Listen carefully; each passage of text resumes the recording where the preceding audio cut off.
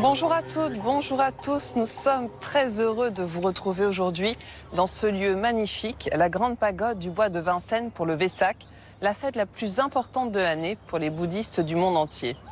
Une fête traditionnelle qui commémore à la fois la naissance, la mort et l'éveil de Siddhartha Gautama, devenu Shakyamuni, le Bouddha historique.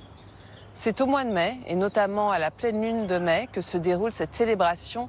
Et c'est dans ce lieu unique que nous allons vous faire vivre cette journée exceptionnelle à travers des prières des communautés bouddhistes, mais pas seulement. Le dialogue interreligieux sera aussi mis à l'honneur avec des rencontres exceptionnelles dans le recueillement, la méditation et la prière.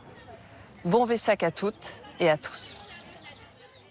Je vous invite à suivre le vénérable Chandaratana qui commence la procession.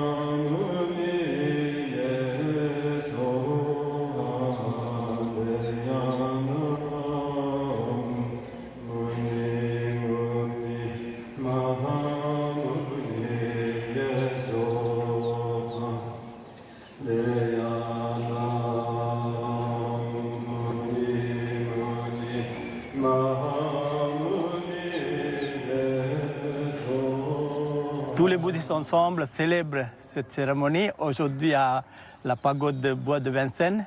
On est tous disciples du Bouddha. Même il y a des traditions Theravada, Mahayana, Vajrayana, Zen. Ça fait 4 ans que nous n'avons pas eu le temps de célébrer cette cérémonie. Alors c'est pour ça que c'est encore plus important. Et maintenant, on peut encore réunir ensemble et développer la paix et la sérénité et pour ce monde, parce que l'enseignement du Bouddha, c'est toujours pour pratiquer et développer la paix entre les êtres humains et aussi les êtres animaux.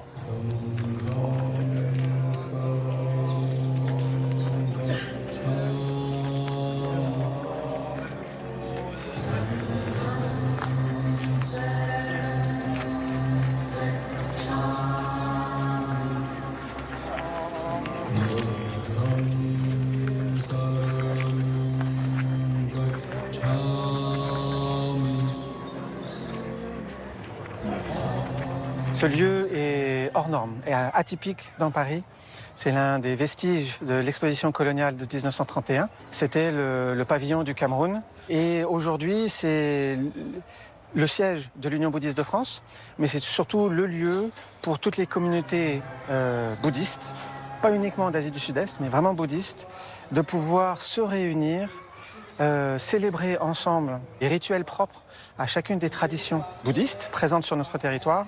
Et également, c'est un lieu de vie, puisque ça permet à ces communautés de pouvoir se retrouver et échanger sur finalement un pays perdu, puisqu'ils sont réfugiés. Ils ont dû quitter leur territoire.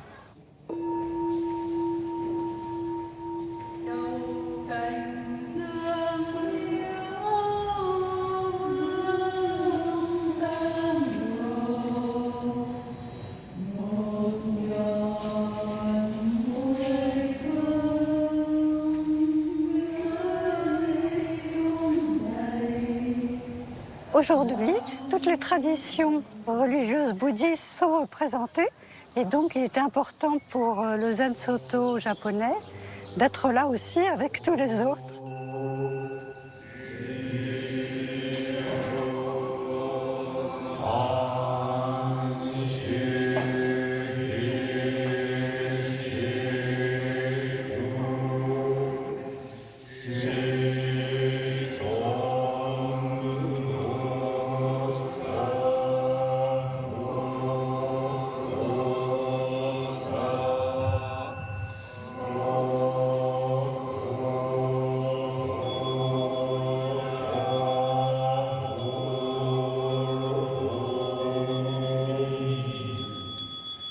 Si nombreux que soient tous les êtres, je fais vœu de les libérer tous.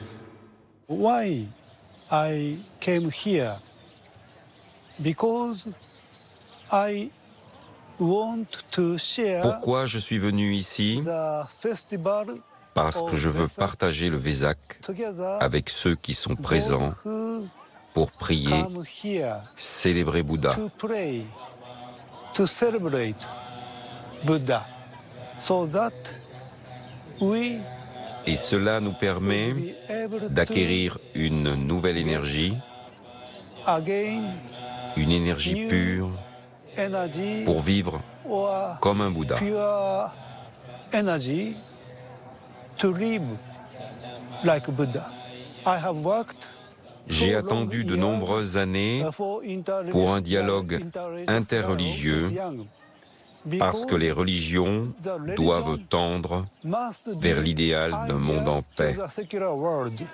Les religions doivent apprendre à conserver un bon lien entre elles, la fraternité.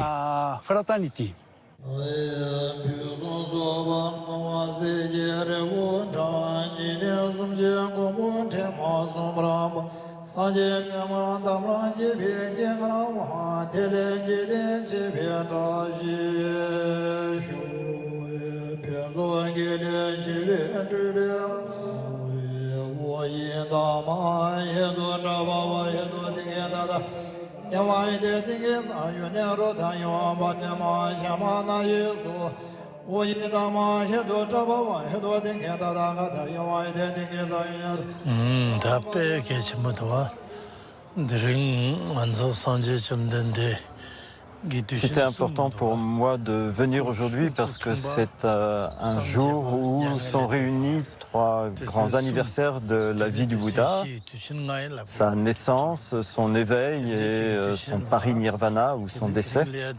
Et c'est quelque chose qui est commun à toutes les traditions bouddhistes. En plus, il se trouve qu'ici, à la grande pagode du bois de Vincennes, il y a les reliques du Bouddha qui représentent vraiment le Bouddha. Et donc d'être là en leur présence, c'est vraiment une grande chance. On a fait appel à toutes les communautés bouddhistes d'Île-de-France qui organisent le Vesak sous l'égide de l'Union bouddhiste de France. Et c'est vrai que ce sont des moments privilégiés pour nous rencontrer et puis travailler ensemble, s'écouter les uns les autres, organiser le Vesak ensemble avec nos approches différentes. Et on accueille aussi les interreligieux, nos amis catholiques, protestants, musulmans, juifs et orthodoxes aussi. Et c'est vraiment un moment formidable de partage. Et il y a un dialogue interreligieux qui se poursuit comme ça sur toute l'année. Il y a très peu de temps, nous avons organisé à la Grande Mosquée de Paris une rencontre entre moines bouddhistes et imams pour échanger sur les spécificités de chacune de ces belles religions. Et donc aujourd'hui, tout naturellement, le fait d'être aux côtés de mes amis bouddhistes ce dimanche, à un moment important de leur religion, et ben je suis vraiment, je dirais, comme un poisson dans l'eau avec tous mes amis. Et je trouve qu'il est important aujourd'hui de montrer dans notre pays que nous sommes dans un pays laïque, mais en même temps que les cultes se retrouvent, discutent, et surtout dans le triptyque républicain, la fraternité, elle a un sens aujourd'hui et nous la concrétisons à chaque fois que cela est possible. La France est vraiment ce terreau fertile dans lequel s'épanouissent pensées et croyances. Et les représentants actuels de l'Union montrent que les racines bouddhistes ont bien pris dans la terre de France. Et c'est donc avec un poème de Lama Trinley, ce poème qui anime chacune et chacun ici, je le sais, à ces magnifiques vers sur lesquels je voudrais évidemment conclure.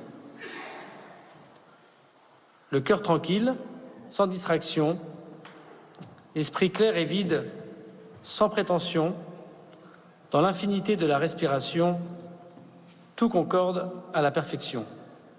Eh bien, c'est au nom de cette perfection, Madame, qu'au nom du Président de la République et qu'en vertu des pouvoirs qui sont conférés, nous vous faisons chevalier de l'Ordre national du mérite.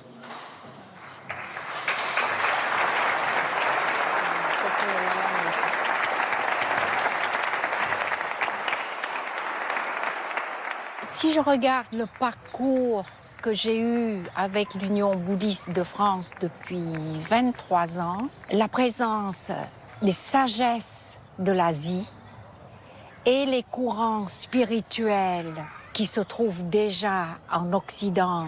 Quand je vois tout ça, j'ai compris mon engagement à l'Union bouddhiste de France. La remise de la médaille par le ministre Darmanin est accompagnée d'un discours qui m'a énormément touchée. Et ce que je ressens, c'est une émotion profonde et surtout de la part donc de l'auditoire et moi-même, c'est une émotion partagée. Moi, j'essaye d'être croyant et d'être de plus en plus pratiquant, évidemment, de cette harmonie. On fait tous des erreurs, on met tous de l'attention parfois. Et les religions, moi, je suis très attaché à mon rôle de ministre des cultes, sont là aussi pour montrer que non, il y a aussi de la pondération, et il y a surtout de la pondération, et qu'on arrive parfois plus rapidement au but qu'on veut atteindre par la pondération plutôt que par l'attention. Et je crois qu'il ne faut jamais perdre cet espoir que chaque homme, à un moment de sa vie, a envie de rencontrer la spiritualité. Tant mieux pour ceux à qui ça arrive très tôt. Voilà, il y a toujours un espoir pour ceux à qui ça arrive plus tard, et les religions sont là pour apporter ce réconfort, et c'est très important.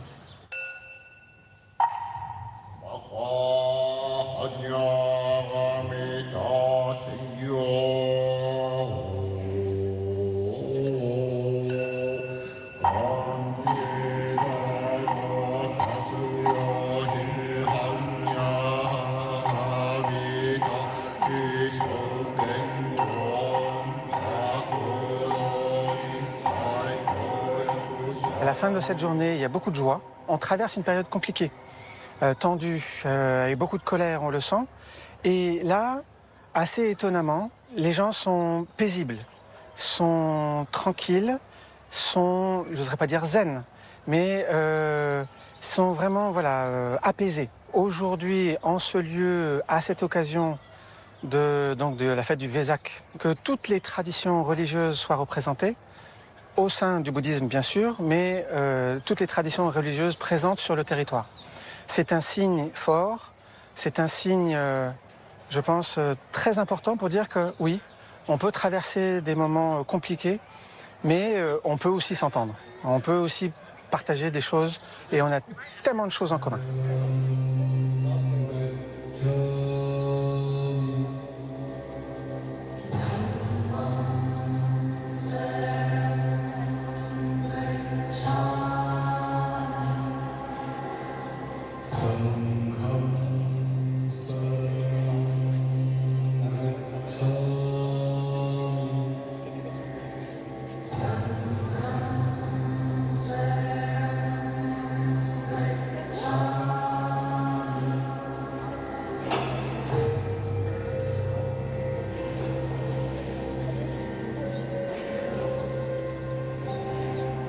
Nous nous quittons sur ces très belles images et ces paroles si inspirantes.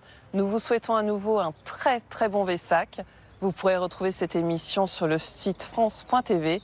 Nous vous souhaitons à nouveau une belle semaine et un très très beau dimanche.